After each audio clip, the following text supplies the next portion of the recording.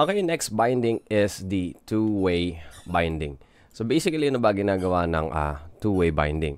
So in here, explain ko muna yung code na nandito. We have ion content. Ito yung ginamit natin dun sa event binding. We have here input, ggwp on key up. Do this ggwp value. Tinanggal ko lang yung color.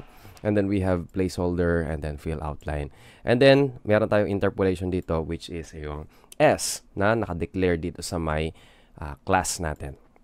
And then it says hello. Okay, so we have here hello. And then, every time na nagki-key up tayo dito sa event natin, for example, F, kung ano yung value niyan, yun yung lalabas dito. Bakit ko ipinakita ito ulit? Kasi it is very similar ang ginagawa ng two-way binding with regards to this one. Okay, so meron lang siyang ibang difference. Okay, but on this one, okay, so hindi ko muna siya buburahin.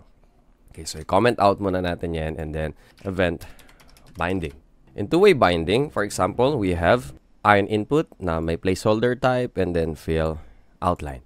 Now, in here, ginagamit kasi natin ang two-way binding para mag-update or magpasa ng data from HTML papuntang TS and then ibalik siya kagad from TS papuntang HTML. Kaya siya tinawag na two-way binding. All you have to do is to type ng model. Okay, so ng model. So, it is not user-defined. We will going to use ng model as is. Okay, so ganyan siya.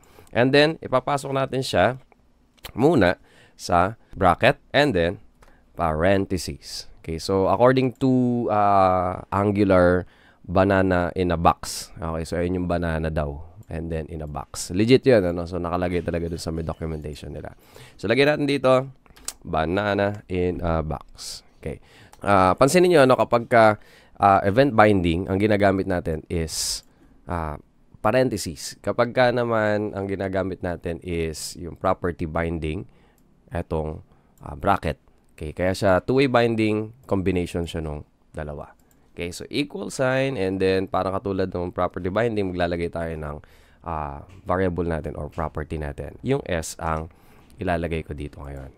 Okay, so as you can see, okay, so lumabas dito na ngayon yung value ng ating input. Kung ano yung value ng S, yun yung nag-place dito sa may property natin, nung input natin.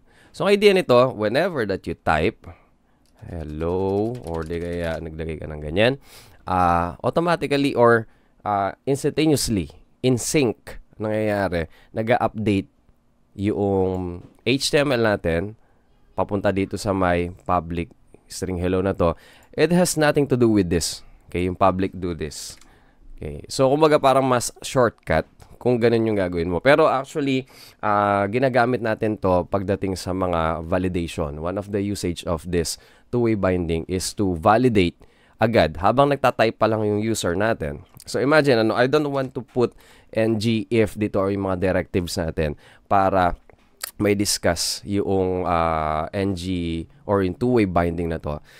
Para mas simple lang tong video po natin. And then, I will going to explain it kapag nandun na tayo sa my directive. Okay? So, gawin natin. So, ang idea lang kapag nag-type ka dito in real time, nagbabind siya from HTML to TS and then TS papunta siyang HTML. So, ganun ang ginagawa nito. Mas simplified compared dun sa may gamit natin ng event binding na ipinakita ko dun sa my previous video na kailangan mo pang i-trigger sa key up yung do this and then ipasa sa parameter or dun sa may argument yung ggwp value yung dito and then tsaka mo ibabato or babaguhin mo yung value nung S.